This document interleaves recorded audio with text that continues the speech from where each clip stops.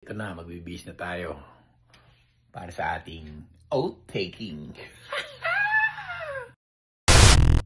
Hello mga Dre, good morning sa inyo. Ito nga pala si Kuya Jobert. Siguro nagtataka kayo kung bakit ang aga ko nagising ngayon. Ako, grabe. Bukas pa naman yung special day ko, pero Jaja forms tayo ng konti. Pwede na to. Coat, slacks. Siyempre, alam niyo po ano meron bukas. Bukas na yung pinakahihintay natin. Pinakahihintay ko pala. Dahil bukas na yung oath-taking ko para maging Canadian citizen na ako. So, inantay ko to for 5 years. Ngayon nakapasa ako sa exam. Tapos, in-interview ko. So, in-schedule na ako February 13, bukas Thursday, ang araw ng aking oath-taking. So, bukas, ibibideo ko yan para makita nyo rin kung ano yung proseso pag nag-oath-taking. Medyo may kinakabahan ako pero asaya-saya ko guys. So, ayan, good morning guys. Ito na nga. Kita nyo naman, ready ko na. Ready ko na yung mga props ko. Zoom. Yung passport ko, and syempre yung gugupitin ko na PR card ko mamaya pagka citizen na ako. So ganito kasi ang proseso daw niyan. Mamaya pagkatapos mo mag-oath-taking, pipirma ka na niya ng citizenship, and gugupitin mo na tong PR card na to. Gugupitin mo na siya dahil citizen ka na guys. Kaya mamaya, anong oras na ba?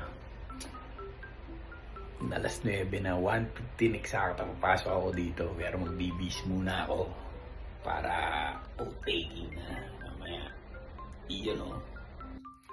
So guys, ito na, magbibis na tayo para sa ating oath-taking. So guys, ito na ang pinakahihintay natin. Nakabihis na ako. So, ito na yung virtual natin. Naka-ready na yung mga ID ko, yung mga panggupit ko, yung national anthem, ipipirmahan ko. Hintay ko na lang mag-online judge. And ito na, guys. One more time, congratulations to you all and welcome to our Canadian family. Félicitations à vous tous et bienvenue dans la grande famille canadienne. Congratulations, you are now officially a Canadian. Now your journey here was unique. Whether you came here for safety, to reconnect with family, just to start a new life, you are now an equal member of our country.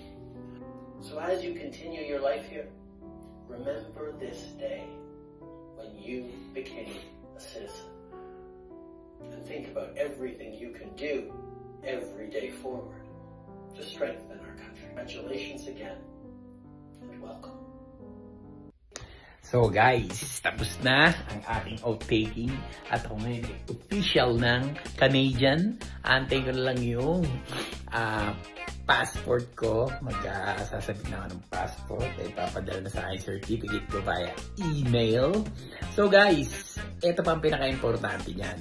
Kung gusto nyo malaman yung mga eksaktong details para maging citizen kayo from PR, paano kayo pumunta rito, at maging ang proseso kung paano kayo magiging Canadian citizen katulad ko, iisa lang ang tawagan natin, iisa lang ang contact natin, walang iba kundi ang tropa natin, si Dodong B. Ang tropa natin sa immigration. You're the best. God bless.